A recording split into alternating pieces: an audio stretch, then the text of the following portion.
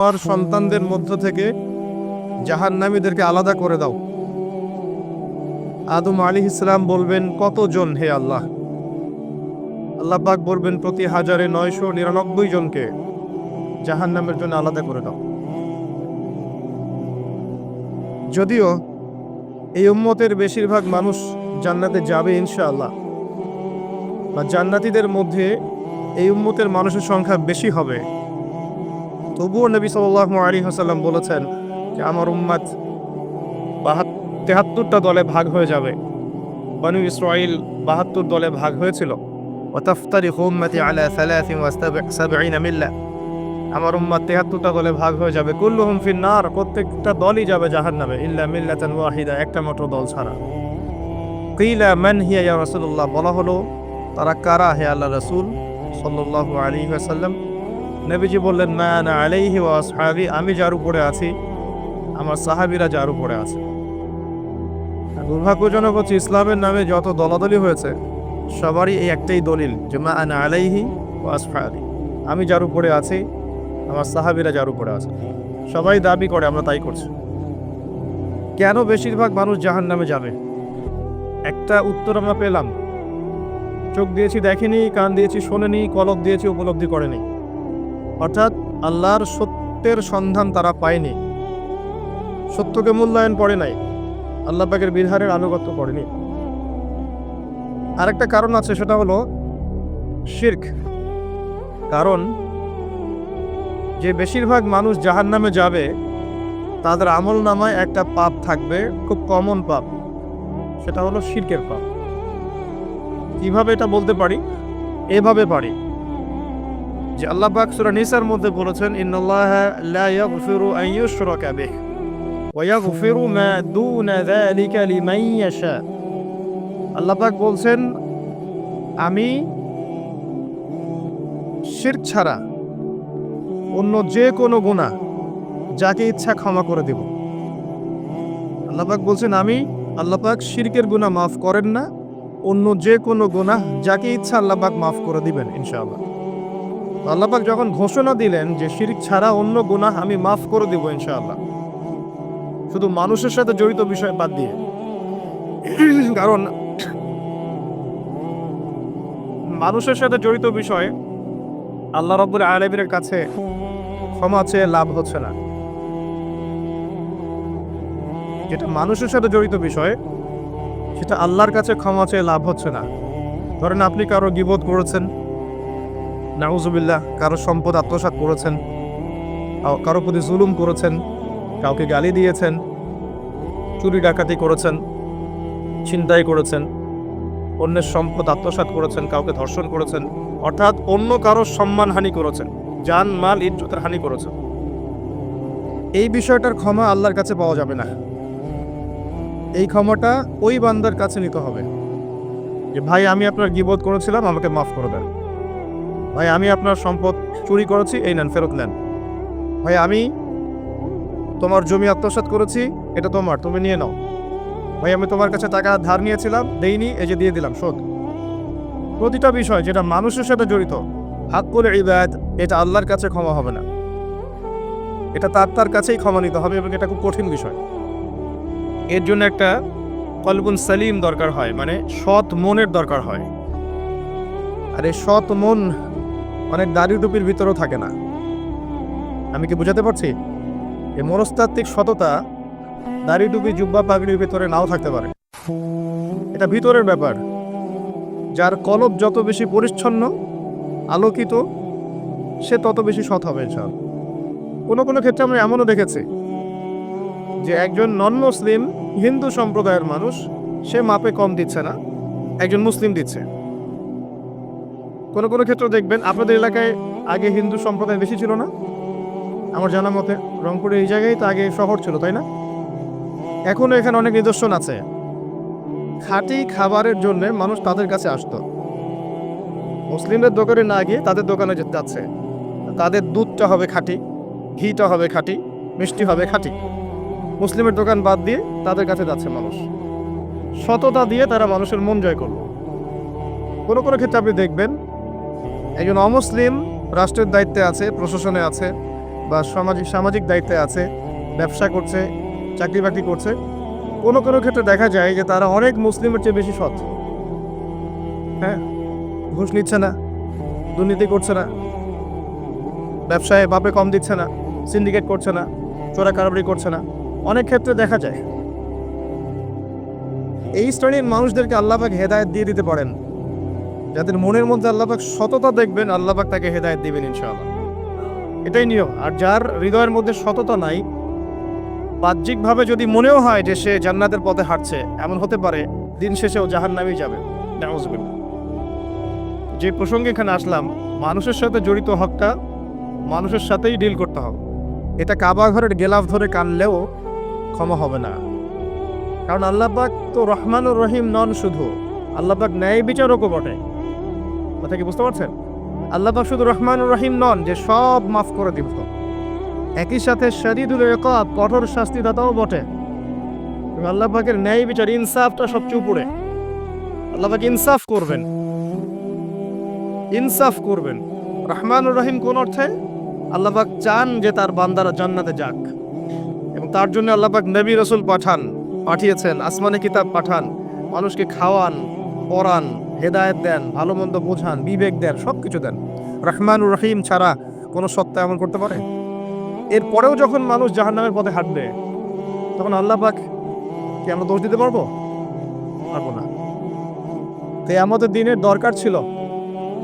আগে আমরা ভাবতাম যে কিয়ামতের দিনের কি দরকার ছিল, ছোটবেলায় ভাবতাম আর কি, যে এত সমস্যা, মানুষ হয়ে জন্ম নিয়েই তো বিপদে পড়ে গেলাম, কিয়ামতের দিনে তো অবস্থা খারাপ, কি জন্য আল্লাহ এত কঠিন শাস্তি দিবেন, জাহান্নাম সৃষ্টি করেছেন ইত্যাদি। সত্যিকার অর্থে কিয়ামতের দিন না থাকলে কোনো জালেমের বিচার হতো না, যাদের বিচার দুনিয়া হয়নি। কথা কি বুঝতে পারছেন? যে জালেমদের বিচার দুনিয়াতে হয় নাই, তারা পার পেয়ে যেত। কিয়ামতের মাঠ আছে বলেই তারা পার পাবে না। আর যে মাজলুমরা দুনিয়াতে কেঁদেছে, দুনিয়াতে কষ্ট সহ্য করেছে, সাফার করেছে, তাদের জন্য সুসংবাদ কিয়ামতের মাঠ, তারা সেখানে প্রতিদান পাবে। এই জন্যই কিয়ামতের মাঠের দরকার ছিল। না হলে সব জালেম কি হতো? পার পেয়ে যেত, যারা দুনিয়াতে বিচার পায়নি। তো এর জন্য সৎ মনের দরকার। যদি মানুষের সাথে জড়িত বিষয় থাকে, তাকে ফেরত দিতে হবে। যদি আপনি জনগণের সম্পদ আত্মসাৎ করে থাকেন, সবার সামনে দাঁড়িয়ে বলতে হবে যে তোমাদের এই সম্পদ ছিল, আমি আত্মসাৎ করেছি, আমার সম্পদ থেকে এগুলো নিয়ে নাও। তারপরে জান্নাতের প্রশ্ন আসবে, তার আগে নয়। এত সহজ নয়। তাহলে কিয়ামতের মাঠে উঠে দেখবেন কিছু কিছু মানুষের ঘাড়ের মধ্যে দেখবেন রিলিফের মাল আছে। হ্যাঁ, কিয়ামতের মাঠে উঠে দেখবেন কিছু মানুষের ঘাড়ে রিলিফের মাল আছে, টিন আছে, গম আছে, চাল আছে, ত্রাণ আছে। নবী সাল্লাল্লাহু আলাইহি ওয়াসাল্লাম বলেছেন, যে যেটা আত্মসাৎ করবে সেটা নিয়ে কিয়ামতের মাঠে উঠবে। কেউ যদি একটা গরু আত্মসাৎ করে থাকে, গরু তার ঘাড়ে থাকবে। হ্যাঁ, গরু নিয়ে হাঁটবে সে। কেউ যদি ছাগল আত্মসাৎ করে থাকে, ছাগল থাকবে ঘাড়ে। কেউ যদি কারো জমি আত্মসাৎ করে থাকে, জমি, ওই এক তবক হলে 7 তবক চাপিয়ে দেওয়া হবে। তবক মানে তো বোঝেন, তবাখন আইন তবাক, কোরআন পড়ে দেখেন। এর জন্য দুনিয়াতে হকটা মেটাতে হবে। এটা খুব ডিফিকাল্ট। ওমর রাদিয়াল্লাহু আনহু একবার একজন বেদুইনের বুকের মধ্যে লাঠি দিয়ে আঘাত করেছিলেন। আঘাত করাটা তার জন্য জায়েজই ছিল ওই সময়, কারণ সে বিরক্ত করছিল বারবার। ওমর রাদিয়াল্লাহু আনহু রাষ্ট্রীয় বড় দায়িত্ব পালনে ব্যস্ত ছিলেন। এই সময় একজন বেদুইন এসে তার জামা ধরে টান দিচ্ছে, দিয়ে বলছে যে আমার কথা শোনেন, আমার কথা শোনেন। তিনি ব্যক্তিত্ব সম্পন্ন মানুষ ছিলেন, লাঠি দিয়ে একটু গুতা দিয়েছেন, দেখছো না আমি ব্যস্ত আছি। একটু পরেই তার চিন্তা হলো, আমি কি জুলুম করে ফেললাম? একজন সাহাবীকে পাঠালেন তাকে ডেকে নিয়ে আস। সেই সাহাবী তাকে ডেকে নিয়ে আসলেন। এবার সেই ব্যক্তিকে দাঁড় করিয়ে ওমর রাদিয়াল্লাহু আনহু বলছেন, আমিরুল মুমিনিন, অর্ধ জাহানের খলিফা, অর্ধেক বিশ্বের খলিফা, ছোট্ট একটা কান্ট্রির না, পুরো অর্ধেক বিশ্বের খলিফা। তিনি বলছেন, এই লাঠি নাও। হাদা সদরি ইন আরাত, এই যে আমার বুক, তুমি যদি চাও আমার বুকে ওইভাবেই গুতা দিয়ে প্রতিশোধ নিয়ে নাও। আমি কি বুঝাতে পারছি কথা কিছুটা? এই ব্যক্তি হতভম্ব হয়ে গেল যে সত্যি কি উনি আমাকে এই কথাটা বলছেন? তিনি আমিরুল মুমিনিন হয়ে এই কথা বলছেন যে আমার বুকের মধ্যে লাঠি দিয়ে আঘাত করে তুমি প্রতিশোধ নিয়ে নাও? ওমর রাদিয়াল্লাহু আনহু বলছেন, হ্যাঁ এটা করো, কিয়ামতের মাঠে আমাকে আল্লাহর ওয়াস্তে জবাবদিহি করায়ও না। তখন সেই ব্যক্তি বলছে, আমিরুল মুমিনিন, আমার এটার কোনো প্রয়োজন নেই, আমি আপনাকে মাফ করে দিলাম। ওমর ইবনে খাত্তাব তিনি বলছেন যে আল্লাহ তোমাকে মাফ করে দিন। সুবহান। এই ছিল ইনসাফ। যদি মানুষের সাথে জড়িত কোনো হক থেকে থাকে তাহলে এই দুনিয়াতেই পরিশোধ করতে হবে। কারো টাকা নিয়ে থাকলে টাকা ফেরত দিয়ে দিবেন। কারো যদি জমি সম্পত্তি কোনোভাবে ঝগড়াঝাটি হয়ে থাকে, জমি নিয়ে নিয়েছেন, কোনোভাবে ফেরত দিয়ে দিবেন। যদি বোনের সম্পত্তি পাওয়ার অধিকার থাকে দিয়ে দিবেন। যার যার হক তাকে তাকে দিয়ে দিবেন। পরকালের জন্য নিউট্রাল হয়ে যান। পরকালে মানুষের সাথে জড়িত কোনো হক নিয়ে ওঠেন না, খুব ডিফিকাল্ট। কি হবে তাহলে? পরিণতিটা এটা হবে, নবী সাল্লাল্লাহু আলাইহি ওয়াসাল্লাম বলেছেন, কিয়ামতের মাঠে কিছু মানুষ উঠবে যারা নামাজ, রোজা, হজ, যাকাত, সাদাকা এরকম অনেক নেকি নিয়ে উঠবে। নেকি নিয়ে ওঠার পরে দেখবে সামনে যে অনেক মানুষ দাঁড়িয়ে আছে, পাওনাদার, কারো গীবত করেছে, কাউকে ধর্ষণ করেছে, কারো সম্পদ আত্মসাৎ করেছে, কাউকে গালি দিয়েছে, কাউকে জুলুম করেছে ইত্যাদি। এই মানুষগুলো দাঁড়িয়ে থাকবে। ওই সময় তো আর বেচা কেনার সুযোগ নাই, পরিশুদ্ধ হওয়ার সুযোগ নাই। আল্লাহ পাক তখন বলবেন যে এই ব্যক্তিদের নেকি তাদের আমল নামায় দিয়ে দাও, পাওনাদারদের আমল নামায় এই নেকি দিয়ে দাও। ও নামাজ, রোজা, হজ, যাকাতের নেকি থেকে তাদের ঋণ শোধ করা হবে। এবং শোধ করতে করতে যদি নেকি শেষ হয়ে যায় তখন ওই ব্যক্তিদের গুনাহ থেকে গুনাহ এই ব্যক্তির আমল নামায় যুক্ত করা হবে। পরিশেষে এই ব্যক্তি যাবে জাহান্নামে, ওরা চলে যাবে জান্নাতে। নাউযুবিল্লাহ। দুনিয়াতে আল্লাহর সাথে জড়িত বিষয় থাকতে পারে, পরকালে যেন মানুষের সাথে জড়িত কোনো হক রাখেন না। এটাই প্রথম নসিহত। আল্লাহ রাব্বুল আলামিন এটাই বলেছেন যে নিশ্চয়ই আল্লাহ শিরক ছাড়া সমস্ত গুনাহ মাফ করতে পারেন। তার মানে আমরা বুঝতে পারছি যে বেশিরভাগ মানুষ জাহান্নামে যাবে তাদের আমল নামায় শিরকের পাপ থাকবে। কিসের পাপ থাকবে? শিরকের পাপ থাকবে। কারণ আল্লাহ পাক বলেছেন শিরক ছাড়া যে কোনো গুনাহ তিনি ক্ষমা করতে পারেন। এবং মেরাজের রাতে যখন নবী সাল্লাল্লাহু আলাইহি ওয়াসাল্লাম আল্লাহর সাথে সাক্ষাৎ করেছেন, আল্লাহ পাক 3টা প্রতিশ্রুতি দিয়েছেন, 3টা হাদিয়া, উপহার। একটা হচ্ছে 50 ওয়াক্ত নামাজ, যেটাকে আমরা এখন 5 ওয়াক্ত পড়ি। 5 ওয়াক্ত পড়লে আপনি 50 ওয়াক্তের নেকি পাবেন ইনশাআল্লাহ। আর এই উম্মতের যে কোনো নেকির কাজ 10 দিয়ে গুণ করা হবে। একটা ভালো কাজ করলে আপনি 10 গুণ নেকি পাবেন, আল্লাহ পাক এটা বলে দিয়েছেন। কিন্তু গুনাহ একটা করলে একটাই পাবেন। একটা গুনাহ করেছেন, একটাই থাকবে, এটাকে 10 দিয়ে গুণ করা হবে না। এটা প্রথম হাদিয়া। দ্বিতীয় হাদিয়া হচ্ছে সূরা বাকারার শেষের 3টা আয়াত। সূরা বাকারার শেষের 3টা আয়াত, লিল্লাহি মা ফিস সামাওয়াতি, এখান থেকে ফানসুরুন আলাল কওমিল কাফিরিন পর্যন্ত। এটা একটা হাদিয়া। এবং নবী সাল্লাল্লাহু আলাইহি ওয়াসাল্লাম বলেছেন, রাতের বেলা কেউ যদি এই 3টা আয়াত পড়ে ঘুমায়, ঘুমানোর আগে এই 3টা আয়াত পড়ে নিয়ে ঘুমায়, তো মাগরিবের নামাজের পর থেকে পড়া শুরু করে। আর মাগরিবের পর থেকে রাত শুরু হয়। পশ্চিমা বিশ্বের মতো 12টার পর থেকে রাত শুরু হয় না ইসলামে, সূর্য ডুবলেই রাত শুরু হয়। তো নবী সাল্লাল্লাহু আলাইহি ওয়াসাল্লাম বলছেন তার আমল নামায় সারা রাত ইবাদতের নেকি দেওয়া হবে ইনশাআল্লাহ।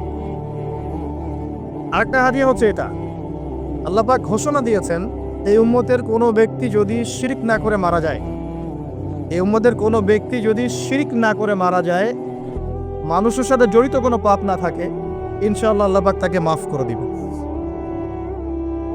আর এই সূরা নিসার আয়াতটাও এটাই প্রমাণ করছে। আল্লাহ পাক বলছেন, ইন্নাল্লাহা লা ইয়াগফিরু আন ইউশরাকা বিহি, আল্লাহ পাক শিরকের গুনাহ মাফ করেন না। ওয়া ইয়াগফিরু মা দুনা যালিকা লিমান ইয়াশা, এবং এছাড়া যে কোনো পাপ আল্লাহ পাক যাকে ইচ্ছা মাফ করতে পারেন। আল্লাহ পাক পরম করুণাময়, অসীম দয়ালু। এক ব্যক্তি 100টা খুন করেছিল, 99টা খুন করার পরে, এটা বনু ইসরাইলের ঘটনা, এটা গল্প নয়, কেচ্ছা কাহিনী নয়, সত্য ঘটনা। সে তওবার সুযোগ খুঁজছে, তওবা করা যাবে কিনা। খুঁজতে খুঁজতে খুঁজতে একজন আবেদের কাছে গিয়েছে। আবেদ মানে যে ইবাদত করে কিন্তু জ্ঞান নাই। 2 রকম মানুষ থাকে মুসলিমদের মধ্যে। একজন এক শ্রেণী আলেম, যারা জানে এবং জানা অনুযায়ী আমল করে। আর এক শ্রেণী হচ্ছে খুব একটা জানে না কিন্তু দেখা দেখে আমল করে, এটাকে বলা হয় আবেদ। এই ব্যক্তি ছিল আবেদদের একজন। তার কাছে গিয়ে বলছে, আমার কি তওবা হবে? আমি 99টা খুন করেছি, সিরিয়াল কিলার। সেই ব্যক্তি বলেছে, না, তোমার কিসের ক্ষমা? তুমি এতগুলো খুন করেছো, তোমার ক্ষমা হতে পারে? রাগে এই ব্যক্তিকেও সে খুন করেছে, করে 100টা পূর্ণ করেছে। এরপরে আরেকজনের সন্ধান পেয়েছে যে একজন আলেম, তার কাছে গিয়ে তওবার সুযোগ খুঁজছে। সে বলল, হ্যাঁ, তোমার তওবা হবে ইনশাআল্লাহ, তুমি খালেসভাবে তওবা করো, করে এই এলাকা থেকে চলে যাও, কারণ হওয়ার পর এক নতুন জীবন শুরু করবে। এই পরিবেশে থাকলে তুমি অতীতের হিস্ট্রিগুলো তোমার মনে পড়বে, তুমি চলে যাও দূরে কোথাও, সেখানে গিয়ে থাকা শুরু করো। সে তওবা করে ওইদিকে চলে যাচ্ছিল, রাস্তায় মৃত্যু হয়। এবার দুই শ্রেণীর ফেরেশতা চলে আসছে, জান্নাতের এবং জাহান্নামের। কে তার আত্মা নেবে? আমরা মৃত্যুর সময় টের পেয়ে যাবো যে কে জান্নাতি কে জাহান্নামী, ফেরেশতাদের আকৃতি দেখেই, ঠিক আছে? আর একজন মানুষের মৃত্যু থেকেই তার কিয়ামত শুরু হয়ে যায়। কিয়ামত কবে হবে এর চেয়ে বড় কথা যে মৃত্যুর জন্য আমরা প্রস্তুত কিনা। তো এখন জাহান্নামের ফেরেশতারা রূহ নিতে চাচ্ছে ওই ব্যক্তির, আবার জান্নাতি ফেরেশতারাও চাচ্ছে। দুজনের মাঝখানে একটা ডিবেট চলছে। আল্লাহ রাব্বুল আলামিন তখন কৌশল করে বললেন, তোমরা রাস্তাটা মেপে দেখো, সে যতদূর এসেছিল এই রাস্তার পরিমাপ বেশি, আর যেখানে যাচ্ছিল এর পরিমাপ বেশি। দেখা গেল সে যতদূর গিয়েছিল এর পরিমাপ বেশি। আল্লাহ পাক জমিনকে প্রশস্ত করে দিলেন। এভাবে কৌশল করে আল্লাহ পাক এই ব্যক্তিকে মাফ করে দিলেন। এখানে আপনাকে খুনের অ্যাক্সেস দেওয়া হচ্ছে না। এই হাদিসটা বলে আপনাকে খুন করতে উৎসাহিত করা হচ্ছে না। আপনাকে বোঝানো হচ্ছে আল্লাহ পাকের মার্সি, দয়া কত প্রশস্ত। আরেক ব্যক্তি ছিল, সে ব্যভিচারিণী, ব্যক্তি না, সে মহিলা। সে ব্যভিচারিণী মহিলা, প্রস্টিটিউশনে ছিল, যাকে আমরা এখন যৌনকর্মী বলি বর্তমান আধুনিক সভ্যতায়, সো কল্ড আধুনিক সভ্যতায়। এবং তাদের অধিকারের জন্য আমরা অনেক কিছুই করতে চেষ্টা করি। আমরা একটা স্লোগানও দিই, আমার দেহ আমার সিদ্ধান্ত, নাউজুবিল্লাহ। তো এই মহিলা রাস্তা দিয়ে যাচ্ছিল, দেখেছে একটা কুকুর পিপাসার্থ, প্রচণ্ড পিপাসার্থ, জিহ্বা বেরিয়ে গেছে। তার মায়া লাগলো, সে নিজের মোজাটা খুলে কুয়াতে নামালো। আমি অনেক কষ্ট করে সে পানি উঠালো, উঠিয়ে কুকুরকে পান করিয়েছে। এই একটা কাজের জন্য আল্লাহ পাক তাকে মাফ করে দিয়েছে। আরেকজন ব্যক্তি যে প্রচণ্ড পাপী ছিল, মৃত্যুর সময় সে তার সন্তানদেরকে ওসিয়ত করছে যে আমি অনেক অন্যায় করেছি, আল্লাহ যদি আমাকে ধরতে পারেন তাহলে আমার অবস্থা খারাপ। তো আমি যখন মারা যাব তখন আমার দেহটাকে পুড়িয়ে ফেলবে, পুড়িয়ে অর্ধেক ছাই বাতাসে ভাসিয়ে দিবে, আর অর্ধেক ছাই সমুদ্রে ভাসিয়ে দিবে। মানে বাতাসে অর্ধেক উড়িয়ে দিবে, সমুদ্রে অর্ধেক ভাসিয়ে দিবে। ছেলেরা তাই করলো। এই ব্যক্তির আকীদা কি? যদি আল্লাহ আমাকে ধরতে পারেন তাহলে খবর আছে। তার মানে ওর আকীদা যে আল্লাহ ধরতে পারবেন না এমন করলো, এটা কিন্তু কুফরি আকীদা, তাই নয় কি? পুনরুত্থানে বিশ্বাস না করাটা কুফরি নয় কি? ইমানের 6টা পিলারে একটা হচ্ছে পরকালে বিশ্বাস, তাই না? একটা পিলারই তো তার মধ্যে নাই। তো সন্তানরা তাই করলো। আল্লাহ পাক সাগরকে বললেন ছাই জমা করে দাও, জমিনকে বললেন ছাই জমা করে দাও। বাই দ্য ওয়ে, আল্লাহর আদেশ প্রকৃতি শোনে, মানুষ না শুনলেও প্রকৃতি শোনে। সাগরের পাড়ে গিয়ে আপনি দাঁড়ান, দাঁড়িয়ে থাকবেন, এই বিশাল সমুদ্র গর্জন করতে করতে আসবে, এসে বিনয়ের সাথে আপনার পা ধুয়ে দিবে। আল্লাহ পাক তাকে এই আদেশ করেছেন, তোমার সামনে দাঁড়ালে পা ধুয়ে দিও, অহংকার করো না। আল্লাহ যখন ওই সমুদ্রকে আদেশ করবেন যে এই জনপদের লোকেরা আমার আদেশ মানছে না, জলোচ্ছ্বাস দিয়ে উড়িয়ে দাও, সমুদ্র তাই করবে। প্রকৃতি আল্লাহর কথা শোনে। ছাই জড়ো করা হলো। জড়ো করার পরে আল্লাহ পাক এই ব্যক্তিকে আবার পুনরুজ্জীবিত করে জিজ্ঞাসা করলেন, কি জন্য এই কাজটা করেছো, কেন এই কাজটা করেছো? তখন এই ব্যক্তি বলছে, হাদিসের কথাগুলো এমন, এই ব্যক্তি বলছে, মিন খাশিয়াতিকা ইয়া রাব্বি, আল্লাহ আমি তোমার ভয়ে এই কাজটা করেছিলাম। আর তুমি খুব ভালো করেই জানো হে আল্লাহ যে আমি তোমার ভয়ে করেছি না অন্য কোনো কারণে করেছি। আল্লাহ পাক বললেন, আমি তোমাকে মাফ করে দিলাম। আর দুজন ব্যক্তি, এটা বলে সামনে যাচ্ছে, আর দুজন ব্যক্তি, এটা আমাদের মুসলিমদের জন্য শিক্ষা আছে। আমরা মুসলিমরা মনে করি যে আমরা সুপিরিয়র হয়ে গেছি। মাশাআল্লাহ, জুমার নামাজে আসি, রমজানের রোজা রাখি, মাঝে মাঝে একটু জাকাত দেই, সুযোগ পেলে একটা হজ উমরা করে আসি, তাই না? মাঝে মাঝে মসজিদে এসে নামাজ পড়ি, আমরা মনে হয় জান্নাতের সার্টিফিকেট পেয়ে গেছে, আমরা মনে করি আর কি। দুই ব্যক্তি, একজন অনেক আল্লাহওয়ালা মানুষ, আর একজন হচ্ছে যে আল্লাহর দিনের খুব একটা পরোয়া করে না। এই বন্ধু সেই বন্ধুকে দাওয়াত দেয়, দিনের পথে আসো, দিনের পথে আসো আসো। এই ব্যক্তি শোনে না। একদিন এই ব্যক্তি বলে ফেললো, যে ব্যক্তি একটু পায়াস টাইপের রিলিজিয়াস মুসলিম, সে বলে ফেললো যে আল্লাহ তোকে কখনো মাফ করবে না। কথাটা শোনেন, আল্লাহ তোকে মাফ করবে না, তোকে এত ডাকি দাওয়াত দিই, তুই কথা শুনিস না। মৃত্যুর পরে আল্লাহ পাক এই দুইজনকে জীবিত করলেন। জীবিত করে বললেন, কে তোমাকে ইখতিয়ার দিয়েছে যে আমি কাউকে ক্ষমা করব কি করব না এই বিষয়ে সিদ্ধান্ত দেওয়ার? আজকে আমি ওকে মাফ করে দিলাম আর তোমাকে জাহান্নামে দিলাম। যাও। যার মনের মধ্যে যাররা পরিমাণ অহংকার থাকবে সে ব্যক্তি জান্নাতে যেতে পারবে না। আর অহংকার এবং রিয়াটা এত সূক্ষ্ম যে অন্ধকার রাতে কালো পাথরের উপরে যদি কালো পিঁপড়া হাঁটে, এটা যেমন সূক্ষ্ম, রিয়া এবং অহংকার এতটাই সূক্ষ্ম। এবং যখন আপনারা ইসলামিক ব্যক্তিত্বদেরকে নিয়ে আইওয়াশ এবং শোডাউনে লিপ্ত হন, তখন অহংকার তাদের মনের মধ্যে চলে আসতে পারে। এই বিষয়গুলো থেকে সম্পূর্ণ দূরে থাকা উচিত। আল্লাহ পাক আপনাদেরকে বোঝার তৌফিক দান। শিরকের পাপ থেকে বেঁচে থাকুন, মানুষের সাথে জড়িত পাপ থেকে বেঁচে থাকুন। আল্লাহ পাক পরম করুণাময়, অসীম দয়ালু। আল্লাহ পাক সমস্ত গুনাহ মাফ করতে পারেন। এর মানে এই নয় যে গুনার এক্সেস দেওয়া হচ্ছে, লাইসেন্স দেওয়া হচ্ছে, এমনটা নয়। আল্লাহ পাকের দয়া বোঝানো হচ্ছে। আল্লাহ আপনাকে ভালোবাসেন এবং আল্লাহই আপনাকে প্রকৃত অর্থে ভালোবাসেন, বাকিরা আপনাকে স্বার্থের জন্য ভালোবাসেন। মনে রাখবেন, প্রকৃত অর্থে শুধু আল্লাহই তার বান্দাদেরকে ভালোবাসেন, বাকিরা মানুষের অবস্থানকে ভালোবাসে, মানুষের ব্যক্তি সত্তাকে নয়, আপনার আত্মাকে নয়, আপনার অবস্থানকে। এটা আপনি হারে হারে উপলব্ধি করবেন যত দিন যাবে। বাকি বিষয়গুলো স্বার্থকেন্দ্রিক। আল্লাহ রাব্বুল আলামিনের ভালোবাসা স্বার্থকেন্দ্রিক নয়, নিঃস্বার্থ। আল্লাহর জন্য ভালোবাসো। মাকে ভালোবাসেন আল্লাহর জন্য, বাবাকে ভালোবাসেন আল্লাহর জন্য, আপনি সন্তান সন্ততিকে ভালোবাসেন আল্লাহর জন্য, স্ত্রীকে ভালোবাসেন আল্লাহর জন্য। তাদের জন্য করেন আল্লাহকে সন্তুষ্ট করার জন্য, তাদের কাছে কিছু পাওয়ার আশায় না। যখন আপনি কারো কাছে কিছু পাওয়ার আশা করবেন, তখন তার কাছ থেকে কষ্ট পাবেন। যখন কারো কাছে কিছু পাওয়ার জন্য আপনি আশা করবেন, তখন তার কাছে কষ্ট পাবেন। এর বাইরে একটা ভালোবাসা থেকে, ডিভাইন, আল্লাহর পক্ষ থেকে আসে। সেই দুই ব্যক্তি যারা আরশের ছায়ায় ছায়া পাবে, ওই 7 শ্রেণীর মধ্যে এক শ্রেণী হচ্ছে ওই দুই ব্যক্তি যারা একে অপরকে শুধু আল্লাহর জন্য ভালোবাসত। এই ভালোবাসা, মুআমালাত, আপনার উঠা বসা, চলাফেরা, ইবাদত, প্রতিটা কাজ হোক শুধু আল্লাহর সন্তুষ্টির জন্য। এটাই হচ্ছে তাওহীদের চূড়ান্ত লেভেল। তখন গিয়ে আপনি আল্লাহর মারেফত বুঝতে পারবেন, আল্লাহকে আপনি আপন করে পাবেন। যখন ডাকবেন দেখবেন আল্লাহ আপনার কাছে আছে। এমন সময় দেখবেন মনে মনে কিছু চিন্তা করেছেন যে আমার এটা দরকার, দেখবেন বাসায় গিয়ে ওটা হাজির আপনার সামনে। নবী সাল্লাল্লাহু আলাইহি ওয়াসাল্লাম এটাই বলেছেন, জুতার ফিতার প্রয়োজন হলেও আল্লাহর কাছে চেয়ে নাও। তোমার যদি জুতার ফিতার প্রয়োজন হয়, আল্লাহর কাছে চেয়ে নাও, কারো কাছে চেয়েও না। আব্দুর রহমান বিন আউফ রাদিয়াল্লাহু আনহু মদিনায় গিয়েছেন হিজরত করে। অন্য একজন সাহাবী বলছেন, আমার 2টা বাড়ি আছে, একটা নিয়ে নেন, 2টা জমি আছে, একটা নিয়ে নেন। আব্দুর রহমান বিন আউফ তিনি বলছেন, আরিনি আইনা সুক, আমাকে দেখিয়ে দাও যে বাজার কোথায়। অল্প কিছু খেজুর কিনলেন, আল্লাহর প্রতি তাওয়াক্কুল করে গায়রতের পরিচয় দিলেন, ব্যক্তিত্বের পরিচয় দিলেন, দিয়ে তিনি চলে গেলেন বাজারে। বাজারে গিয়ে ব্যবসা শুরু করলেন। মাত্র 7 বছরের ব্যবধানে তিনি মদিনার শ্রেষ্ঠ ধনীদের একজন হয়েছেন। আল্লাহর হয়ে যান, শুধু আল্লাহকে আপন করে নেন, দেখবেন সবকিছু আপনার অনুকূলে ইনশাআল্লাহ। ইন্না সলাতি ওয়া নুসুকি ওয়া মাহইয়ায়া ওয়া মামাতি লিল্লাহি রাব্বিল আলামিন, এই কনসেপ্টে আসেন। ইব্রাহিম আলাইহিস সালাম বলেছেন, আমার সালাত, আমার যত কুরবানি, আমার জীবন, আমার হায়াত, মৃত্যু সবকিছু আল্লাহর জন্য।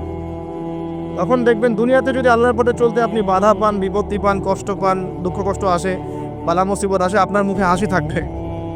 আপনি বুঝবেন এগুলো আল্লাহর জন্য, আল্লাহ এগুলোর প্রতিদান দিবেন ইনশাআল্লাহ। এবার আসেন আরেকটা পয়েন্ট দিয়ে আমি আলোচনা শেষ করতে চাই।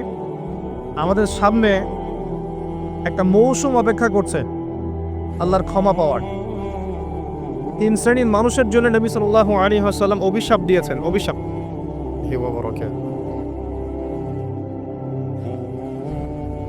ইন্নাল হামদুলিল্লাহ নাহমাদুহু ওয়া নাস্তাঈনুহু মান ইয়াহদিহিল্লাহু ফালা মুদিল্লা লাহু ওয়া মান ইউদ্লিল ফালা হাদিয়া লাহু ونشهد أن لا إله إلا الله وحده لا شريك له ونشهد أن محمدًا عبده ورسوله أما بعد فأعوذ بالله من الشيطان الرجيم بسم الله الرحمن الرحيم وقال الله تعالى في كلامه المجيد والفرقانه الحميد يا أيها الذين آمنوا اتقوا الله حق تقاته ولا تموتن إلا وأنتم مسلمون وقال رسول الله صلى الله عليه وسلم القرآن حجة لك أو عليك رب اشرح لي صدري ويسر لي أمري واحلل عقدة من لساني يفقه قولي اللهم فقهنا في الدين وعلمنا التأويل اللهم اجعلنا منهم الذين آمنوا وعملوا الصالحات وتواصوا بالحق وتواصوا بالصبر আলহামদুলিল্লাহ যাবতীয় প্রশংসা এবং গুণগান একমাত্র মহিয়ান ও গরিয়ান আল্লাহ রাব্বুল আলামিনের জন্য, যে আল্লাহ সুবহানাহু ওয়া তাআলা নাজিল করেছেন মহাবিশ্বয় মহাগ্রন্থ আল কোরআনুল কারীম। যে আল্লাহ পাক আমাদেরকে আজকে সুস্থ শরীরে মসজিদে আসার তৌফিক দান করেছেন, আমাদেরকে মুসলিম পরিবারে জন্মগ্রহণ করার তৌফিক দান করেছেন, মুহাম্মদ সাল্লাল্লাহু আলাইহি ওয়াসাল্লামের উম্মাহ হওয়ার সৌভাগ্য দান করেছেন। সকলেই শুকরিয়া আদায় করি, বলি আলহামদুলিল্লাহ। অগণিত অসংখ্য দরুদ এবং সালাত বর্ষিত হোক মহান আল্লাহ প্রেরিত সর্বশেষ এবং চূড়ান্ত নবী, মানবতার মুক্তির দূত মুহাম্মদুর রাসূলুল্লাহ সাল্লাল্লাহু আলাইহি ওয়াসাল্লামের প্রতি। আমরা সংক্ষিপ্ত আকারে দরুদ পড়ি। আল্লাহুম্মা সাল্লি আলা মুহাম্মদ, আল্লাহুম্মা বারিক আলা মুহাম্মদ। সম্মানিত উপস্থিতি, কেমন আছেন আপনারা? আলহামদুলিল্লাহ আলা কুল্লি হাল ওয়া ফি কুল্লি মাকান। আমরা পবিত্র জুমার দিনে আছি। আল্লাহ পাক জুমার দিনে খুতবা শ্রবণ এবং সালাত আদায়ের উদ্দেশ্যে সুস্থ শরীরে মসজিদে আসার তৌফিক দিয়েছেন। আবারও বলি আলহামদুলিল্লাহ। রাসূলুল্লাহ সাল্লাল্লাহু আলাইহি ওয়াসাল্লাম বলেছেন, জুমার দিনে কেউ যদি সকাল সকাল গোসল করে এবং উত্তম কাপড় পরিধান করে, সুগন্ধি ব্যবহার করে, সকাল সকাল মসজিদে আসে এবং পায়ে হেঁটে মসজিদে আসে, ইমামের কাছাকাছি বসে, মনোযোগের সাথে খুতবা শ্রবণ করে, খুতবা চলাকালীন সময়ে কাউকে কষ্ট দেয় না, এমনকি কেউ যদি কথা বলে তাকে এটাও বলবে না যে চুপ করো, এবং ইমামের সাথে নামাজ শেষ করে, নবী সাল্লাল্লাহু আলাইহি ওয়াসাল্লাম বলেছেন, এই ব্যক্তির আমলনামায় প্রত্যেক পদক্ষেপের বিনিময়ে 1 বছরের নফল নামাজ, 1 বছরের নফল রোজার নেকি দেওয়া হবে। এই বিশাল নেকিটা নষ্ট হয়ে যাবে যদি খুতবা চলাকালীন সময় আমরা কথাবার্তা বলি, মোবাইলে ব্যস্ত থাকি, লুকিয়ে লুকিয়ে ভিডিও করি, ফটো সেশন করতে থাকি ইত্যাদি, অন্যকে কষ্ট দেই, আপসে কথাবার্তা বলি, তাহলে এই পুরো নেকিটা নষ্ট হয়ে যাবে। দেখবেন এটা বলে দেওয়ার পরেও কিছু মানুষ কথা বলবে, এই কাজ করবে।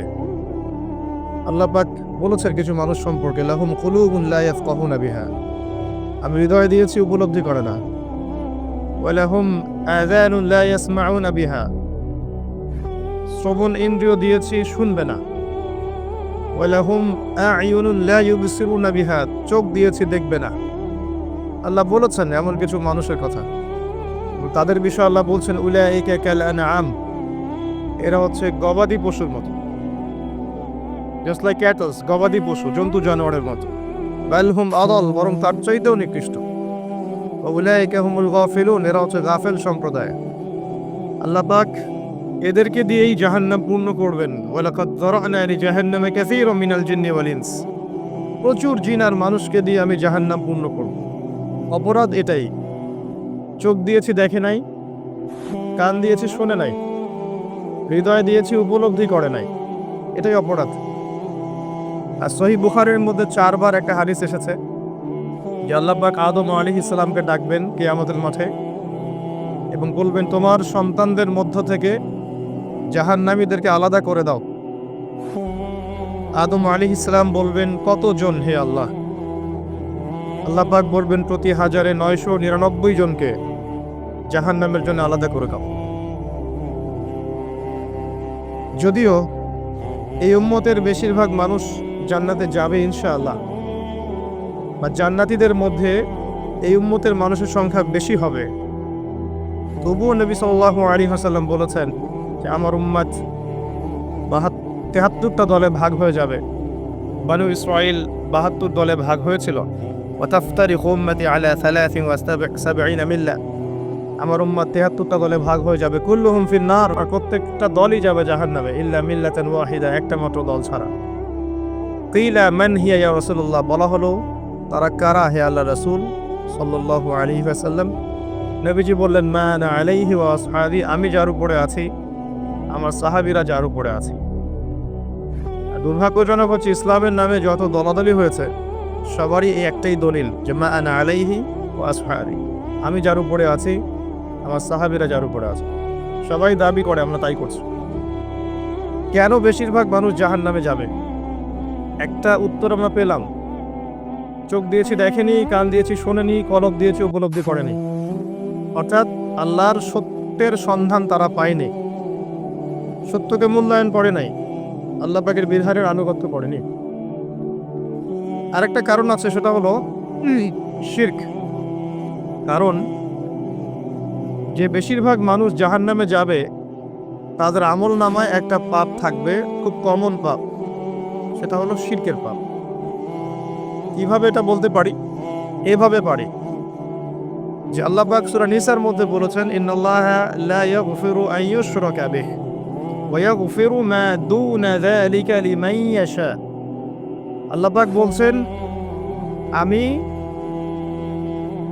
শিরক ছাড়া অন্য যে কোনো গুনাহ যাকে ইচ্ছা ক্ষমা করে দেব।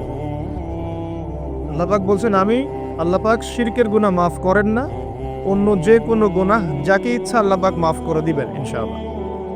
আল্লাহ পাক যখন ঘোষণা দিলেন যে শিরক ছাড়া অন্য গুনাহ আমি মাফ করে দিব ইনশাআল্লাহ, শুধু মানুষের সাথে জড়িত বিষয় বাদ দিয়ে, কারণ মানুষের সাথে জড়িত বিষয়ে আল্লাহ রাব্বুল আলামিনের কাছে ক্ষমা চেয়ে লাভ হচ্ছে না। যেটা মানুষের সাথে জড়িত বিষয় সেটা আল্লাহর কাছে ক্ষমা চেয়ে লাভ হচ্ছে না।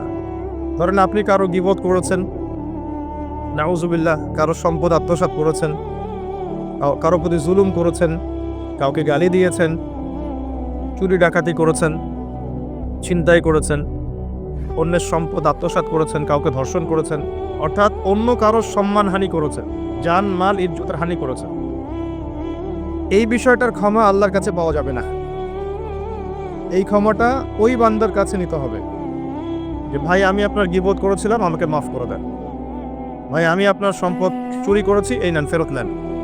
ভাই আমি তোমার জমি আত্মসাৎ করেছি, এটা তোমার, তুমি নিয়ে নাও।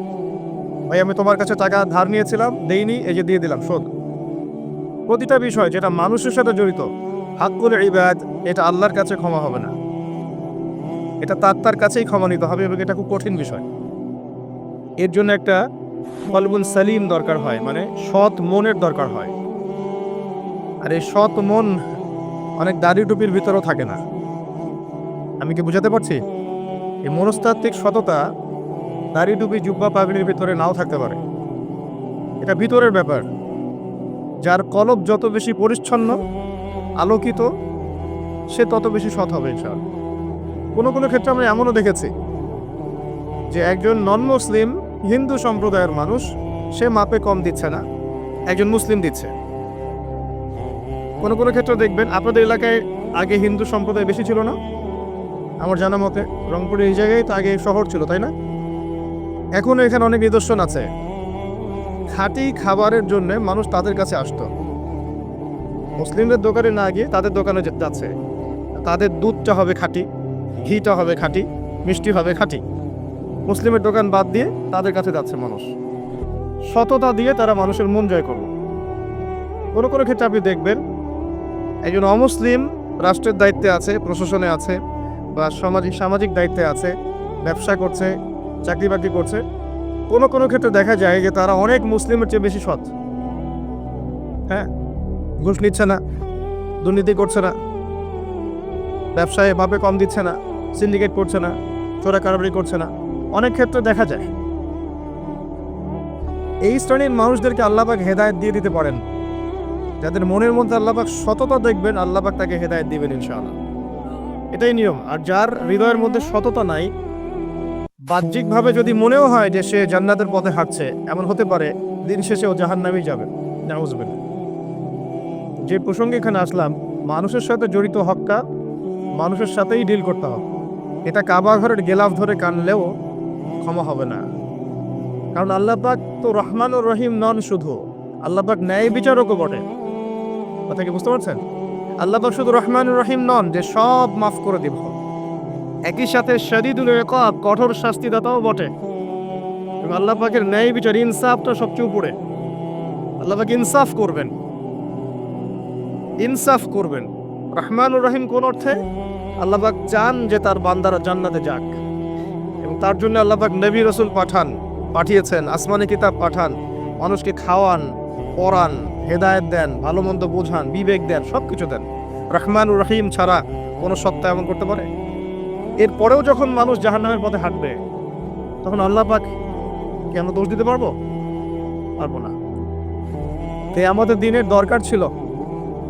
আগে আমরা ভাবতাম যে কিয়ামতের দিনের কি দরকার ছিল, ছোটবেলায় ভাবতাম আর কি, যে এত সমস্যা, মানুষ হয়ে জন্ম নিয়েই তো বিপদে পড়ে গেলাম, কিয়ামতের দিনে তো অবস্থা খারাপ, কি জন্য আল্লাহ এত কঠিন শাস্তি দিবেন, জাহান্নাম সৃষ্টি করেছেন ইত্যাদি। সত্যিকার অর্থে কিয়ামতের দিন না থাকলে কোনো জালেমের বিচার হতো না, যাদের বিচার দুনিয়া হয়নি।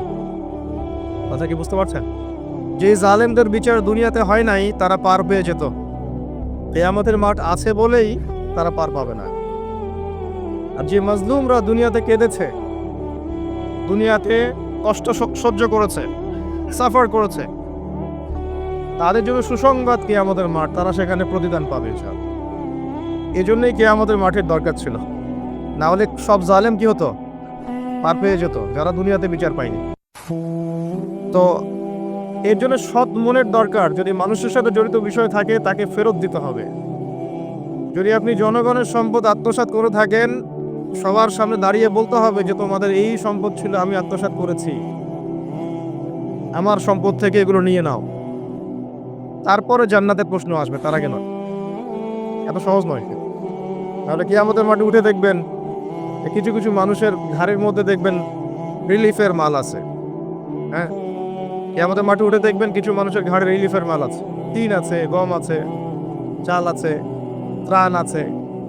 নবী সাল্লাল্লাহু আলাইহি ওয়াসাল্লাম বলেছেন, যে যেটা আত্মসাৎ করবে সেটা নিয়ে কিয়ামতের মাঠে উঠবে।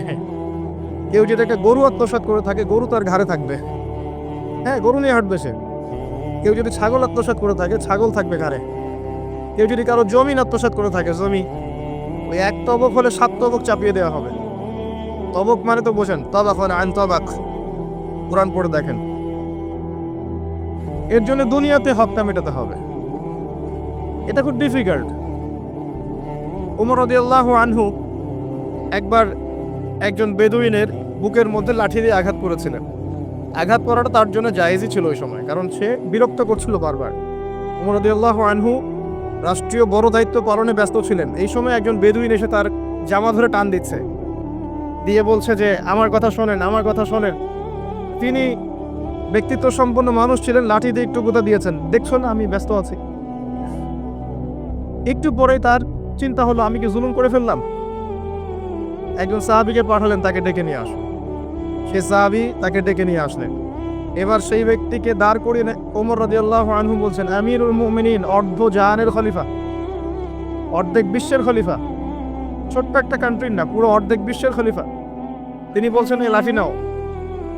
হাদা সদরি ইন আরাত, এই যে আমার বুক, তুমি যদি চাও আমার বুকে ওইভাবেই গুঁতা দিয়ে প্রতিশোধ নিয়ে নাও। আমি কি বুঝাতে পারছি কথা কিছুটা? এই ব্যক্তি হতভম্ব হয়ে গেল যে সত্যি কি উনি আমাকে এই কথাটা বলছেন? তিনি আমিরুল মুমিনিন হয়ে এই কথা বলছেন যে আমার বুকের মধ্যে লাঠি দিয়ে আঘাত করে তুমি প্রতিশোধ নিয়ে নাও? ওমর রাদিয়াল্লাহু আনহু বলছেন, হ্যাঁ এটা করো, কিয়ামতের মাঠে আমাকে আল্লাহর ওয়াস্তে জবাবদিহি করায়ও না। তখন সেই ব্যক্তি বলছে, আমিরুল মুমিনিন, আমার এটার কোনো প্রয়োজন নেই, আমি আপনাকে মাফ করে দিলাম। ওমর ইবনে খাত্তাব তিনি বলছেন যে আল্লাহ তোমাকে মাফ করে দিন। সুবহানাল্লাহ। এই ছিল ইনসাফ। যদি মানুষের সাথে জড়িত কোনো হক থেকে থাকে, তাহলে এই দুনিয়াতেই পরিশোধ করতে হবে। কারো টাকা নিয়ে থাকলে টাকা ফেরত দিয়ে দিবেন। কারো যদি জমি সম্পত্তি কোনোভাবে ঝগড়াঝাটি হয়ে থাকে, জমি নিয়ে নিয়েছেন কোনোভাবে, ফেরত দিয়ে দিবেন। যদি বোনের সম্পত্তি পাওয়ার অধিকার থাকে দিয়ে দিবেন, যার যার হক তাকে তাকে দিয়ে দিবেন, পরকালের জন্য নিউট্রাল হয়ে যান। পরকালে মানুষের সাথে জড়িত কোনো হক নিয়ে ওঠেন না, খুব ডিফিকাল্ট। কি হবে তাহলে? পরিণতিটা এটা হবে, নবী সাল্লাল্লাহু আলাইহি ওয়াসাল্লাম বলেছেন, কিয়ামতের মাঠে কিছু মানুষ উঠবে যারা নামাজ, রোজা, হজ, যাকাত, সাদাকা এরকম অনেক নেকি নিয়ে উঠবে। নেকি নিয়ে ওঠার পরে দেখবে সামনে যে অনেক মানুষ দাঁড়িয়ে আছে অনাদার, কারো গীবত করেছে, কাউকে ধর্ষণ করেছে, কারো সম্পদ আত্মসাৎ করেছে, কাউকে গালি দিয়েছে, কাউকে জুলুম করেছে ইত্যাদি। এই মানুষগুলো দাঁড়িয়ে থাকবে। ওই সময় তো আর বেচা কেনার সুযোগ নাই, পরিশুদ্ধ হওয়ার সুযোগ নাই। আল্লাহ পাক তখন বলবেন যে এই ব্যক্তিদের নেকি তাদের আমল নামায় দিয়ে দাও, পাওনাদারদের আমল নামায় এই নেকি দিয়ে দাও, ও নামাজ, রোজা, হজ, যাকাতের নেকি থেকে তাদের ঋণ শোধ করা হবে। এবং শোধ করতে করতে যদি নেকি শেষ হয়ে যায়, তখন ওই ব্যক্তিদের গুনাহ থেকে গুনাহ এই ব্যক্তির আমল নামায় যুক্ত করা হবে। পরিশেষে এই ব্যক্তি যাবে জাহান্নামে, ওরা চলে যাবে জান্নাতে। নাউযুবিল্লাহ। দুনিয়াতে আল্লাহর সাথে জড়িত বিষয় থাকতে পারে, পরকালে যেন মানুষের সাথে জড়িত কোনো হক রাখেন না। এটাই প্রথম নসিহত। আল্লাহ রাব্বুল আলামিন এটাই বলেছেন যে নিশ্চয়ই আল্লাহ শিরক ছাড়া সমস্ত গুনাহ মাফ করতে পারেন। তার মানে আমরা বুঝতে পারছি যে বেশিরভাগ মানুষ জাহান্নামে যাবে, তাদের আমল নামায় শিরকের পাপ থাকবে। কিসের পাপ থাকবে? শিরকের পাপ থাকবে। কারণ আল্লাহ পাক বলেছেন শিরক ছাড়া যে কোনো গুনাহ তিনি ক্ষমা করতে পারেন। এবং মেরাজের রাতে যখন নবী সাল্লাল্লাহু আলাইহি ওয়াসাল্লাম আল্লাহর সাথে সাক্ষাৎ করেছেন, আল্লাহ পাক 3টা প্রতিশ্রুতি দিয়েছেন, 3টা হাদিয়া, উপহার। একটা হচ্ছে 50 ওয়াক্ত নামাজ, যেটাকে আমরা এখন 5 ওয়াক্ত পড়ি। 5 ওয়াক্ত পড়লে আপনি 50 ওয়াক্তের নেকি পাবেন ইনশাআল্লাহ। আর এই উম্মতের যে কোনো নেকির কাজ 10 দিয়ে গুণ করা হবে। একটা ভালো কাজ করলে আপনি 10 গুণ নেকি পাবেন, আল্লাহ পাক এটা বলে দিয়েছেন। কিন্তু গুনাহ একটা করলে একটাই পাবেন, একটা গুনাহ করেছেন একটাই থাকবে, এটাকে 10 দিয়ে গুণ করা হবে না। এটা প্রথম হাদিয়া। দ্বিতীয় হাদিয়া হচ্ছে সূরা বাকারার শেষের 3টা আয়াত। সূরা বাকারার শেষের 3টা আয়াত, লিল্লাহি মা ফিস সামাওয়াতি, এখান থেকে ফানসুরুন আলাল কওমিল কাফিরিন পর্যন্ত। এটা একটা হাদিয়া। এবং নবী সাল্লাল্লাহু আলাইহি ওয়াসাল্লাম বলেছেন, রাতের বেলা কেউ যদি এই 3টা আয়াত পড়ে ঘুমায়, ঘুমানোর আগেই 3টা আয়াত পড়ে নিয়ে ঘুমায়, বা মাগরিবের নামাজের পর থেকে পড়া শুরু করে, আর মাগরিবের পর থেকে রাত শুরু হয়। পশ্চিমা বিশ্বের মতো 12টার পর থেকে রাত শুরু হয় না ইসলামে, সূর্য ডুবলেই রাত শুরু হয়। তো নবী সাল্লাল্লাহু আলাইহি ওয়াসাল্লাম বলছেন তার আমল নামায় সারা রাত ইবাদতের নেকি দেওয়া হবে ইনশাআল্লাহ। আরেকটা হাদিয়া হচ্ছে এটা, আল্লাহ পাক ঘোষণা দিয়েছেন এই উম্মতের কোনো ব্যক্তি যদি শিরক না করে মারা যায়, এই উম্মতের কোনো ব্যক্তি যদি শিরক না করে মারা যায়, মানুষের সাথে জড়িত কোনো পাপ না থাকে, ইনশাআল্লাহ আল্লাহ পাক তাকে মাফ করে দিবেন। আর এই সূরা নিসার আয়াতটাও এটাই প্রমাণ করছে। আল্লাহ পাক বলছেন, ইন্নাল্লাহা লা ইয়াগফিরু আন ইউশরাকা বিহি, আল্লাহ পাক শিরকের গুনাহ মাফ করেন না, ওয়া ইয়াগফিরু মা দুনা যালিকা লিমান ইয়াশা, এবং এছাড়া যে কোনো পাপ আল্লাহ পাক যাকে ইচ্ছা মাফ করতে পারেন। আল্লাহ পাক পরম করুণাময়, অসীম দয়ালু। এক ব্যক্তি 100টা খুন করেছিল, 99টা খুন করার পরে, এটা বনু ইসরাইলের ঘটনা, এটা গল্প নয়, কেচ্ছা কাহিনী নয়, সত্য ঘটনা। সে তওবার সুযোগ খুঁজছে, তওবা করা যাবে কিনা। খুঁজতে খুঁজতে খুঁজতে একজন আবেদের কাছে গিয়েছে। আবেদ মানে যে ইবাদত করে কিন্তু জ্ঞান নাই। 2 রকম মানুষ থাকে মুসলিমদের মধ্যে, একজন এক শ্রেণী আলেম যারা জানে এবং জানা অনুযায়ী আমল করে, আর এক শ্রেণী হচ্ছে খুব একটা জানে না কিন্তু দেখা দেখি আমল করে, এদেরকে বলা হয় আবেদ। এই ব্যক্তি ছিল আবেদদের একজন। তার কাছে গিয়ে বলছে, আমার কি তওবা হবে? আমি 99টা খুন করেছি, সিরিয়াল কিলার। সেই ব্যক্তি বলেছে, না, তোমার কিসের ক্ষমা? তুমি এতগুলো খুন করেছো, তোমার ক্ষমা হতে পারে? রাগে এই ব্যক্তিকেও সে খুন করেছে, পুরো 100টা পূর্ণ করেছে। এরপরে আরেকজনের সন্ধান পেয়েছে যে একজন আলেম, তার কাছে গিয়ে তওবার সুযোগ খুঁজছে। সে বললো, হ্যাঁ, তোমার তওবা হবে ইনশাআল্লাহ, তুমি খালেসভাবে তওবা করো, পরে এই এলাকা থেকে চলে যাও। কারণ তওবার পরে নতুন জীবন শুরু করবে। এই পরিবেশে থাকলে তুমি অতীতের হিস্ট্রিগুলো তোমার মনে পড়বে, তুমি চলে যাও দূরে কোথাও, সেখানে গিয়ে থাকা শুরু করো। সে তওবা করে ওইদিকে চলে যাচ্ছিল, রাস্তায় মৃত্যু হয়। এবার 2 শ্রেণীর ফেরেশতা চলে আসছে, জান্নাতের এবং জাহান্নামের। কে তার আত্মা নেবে? আমরা মৃত্যুর সময় টের পেয়ে যাব যে কে জান্নাতি কে জাহান্নামী, ফেরেশতাদের আকৃতি দেখেই, ঠিক আছে? আর একজন মানুষের মৃত্যু থেকেই তার কিয়ামত শুরু হয়ে যায়। কিয়ামত কবে হবে এর চেয়ে বড় কথা যে মৃত্যুর জন্য আমরা প্রস্তুত কিনা। তো এখন জাহান্নামের ফেরেশতারা রূহ নিতে চাচ্ছে ওই ব্যক্তির, আবার জান্নাতি ফেরেশতারাও চাচ্ছে, দুজনের মাঝখানে একটা ডিবেট চলছে। আল্লাহ রাব্বুল আলামিন তখন কৌশল করে বললেন, তোমরা রাস্তাটা মেপে দেখো, সে যতদূর এসেছিল এই রাস্তার পরিমাপ বেশি, আর যেখানে যাচ্ছিল এর পরিমাপ বেশি। দেখা গেল সে যতদূর গিয়েছিল এর পরিমাপ বেশি। আল্লাহ পাক জমিনকে প্রশস্ত করে দিলেন। এভাবে কৌশল করে আল্লাহ পাক এই ব্যক্তিকে মাফ করে দিলেন। এখানে আপনাকে খুনের অ্যাক্সেস দেওয়া হচ্ছে না। এই হাদিসটা বলে আপনাকে খুন করতে উৎসাহিত করা হচ্ছে না। আপনাকে বোঝানো হচ্ছে আল্লাহ পাকের মার্সি, দয়া কত প্রশস্ত। আরেক ব্যক্তি ছিল, সে ব্যভিচারিণী, ব্যক্তি না, সে মহিলা, সে ব্যভিচারিণী মহিলা, প্রস্টিটিউশনে ছিল, যাকে আমরা এখন যৌনকর্মী বলি বর্তমান আধুনিক সভ্যতায়, সো কল্ড আধুনিক সভ্যতায়। এবং তাদের অধিকারের জন্য আমরা অনেক কিছুই করতে চেষ্টা করি। আমরা একটা স্লোগানও দেই, আমার দেহ আমার সিদ্ধান্ত, নাউজুবিল্লাহ। তো এই মহিলা রাস্তা দিয়ে যাচ্ছিল, দেখেছে একটা কুকুর পিপাসার্থ, প্রচণ্ড পিপাসার্থ, জিহ্বা বেরিয়ে গেছে। তার মায়া লাগলো, সে নিজের মোজাটা খুলে কুয়াতে নামালো। আমি অনেক কষ্ট করে সে পানি উঠালো, উঠিয়ে কুকুরকে পান করিয়েছে। এই একটা কাজের জন্য আল্লাহ পাক তাকে মাফ করে দিয়েছে। আরেকজন ব্যক্তি যে প্রচণ্ড পাপী ছিল, মৃত্যুর সময় সে তার সন্তানদেরকে ওসিয়ত করছে যে আমি অনেক অন্যায় করেছি, আল্লাহ যদি আমাকে ধরতে পারেন তাহলে আমার অবস্থা খারাপ। তো আমি যখন মারা যাব তখন আমার দেহটাকে পুড়িয়ে ফেলবে, পুড়িয়ে অর্ধেক ছাই বাতাসে ভাসিয়ে দিবে, আর অর্ধেক ছাই সমুদ্রে ভাসিয়ে দিবে। মানে বাতাসে অর্ধেক উড়িয়ে দিবে, সমুদ্রে অর্ধেক ভাসিয়ে দিবে। ছেলেটা তাই করলো। এই ব্যক্তির আকীদা কি? যদি আল্লাহ আমাকে ধরতে পারেন তাহলে খবর আছে। তার মানে ওর আকীদা যে আল্লাহ ধরতে পারবেন না এমন করলো, এটা কিন্তু কুফরি আকীদা, তাই নয় কি? পুনরুত্থানে বিশ্বাস না করে এটা কুফরি নয় কি? ইমানের 6টা পিলারে একটা হচ্ছে পরকালে বিশ্বাস, তাই না? একটা পিলারই তো তার মধ্যে নাই। তো সন্তানরা তাই করলো। আল্লাহ পাক সাগরকে বললেন ছাই জমা করে দাও, জমিনকে বললেন ছাই জমা করে দাও। বাই দ্য ওয়ে, আল্লাহর আদেশ প্রকৃতি শোনে, মানুষ না শুনলে প্রকৃতি শোনে। সাগরের পরে গিয়ে আপনি দাঁড়িয়ে থাকবেন, এই বিশাল সমুদ্র গর্জন করতে করতে আসবে, এসে বিনয়ের সাথে আপনার পা ধুয়ে দিবে। আল্লাহ পাক তাকে এই আদেশ করেছেন, তোমার সামনে দাঁড়ালে পা ধুয়ে দিও, অহংকার করো না। আল্লাহ যখন ওই সমুদ্রকে আদেশ করবেন যে এই জনপদের লোকেরা আমার আদেশ মানছে না, জলোচ্ছ্বাস দিয়ে উড়িয়ে দাও, সমুদ্র তাই করবে। প্রকৃতি আল্লাহর কথা শোনে।